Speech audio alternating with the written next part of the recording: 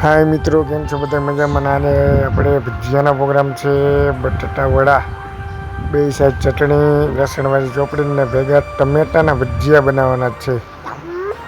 આજે એનો પ્રોગ્રામ છે ને વેદાંશભાઈ ને વિયાંશ બેન અમારી રમાડે છે, એ રમે છે. જો વેદાંશભાઈ ઉભા થયા ને વેદાંશભાઈને મન થઈ ગયું આજે બટાટા પતરીના ટમેટાના ભજીયા ખાવાના, એમના માટે બને છે.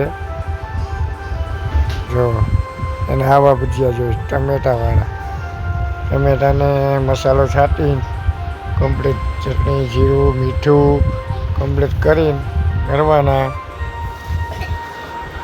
અને બટાટામાં બે સાઈડ ચટણી મારીને ચોપડીને લસણવાળી થઈ ગયા ભજીયા બને અમારા. થઈ ગયા કમ્પ્લીટ, બની ગયા ચટણી સાથે.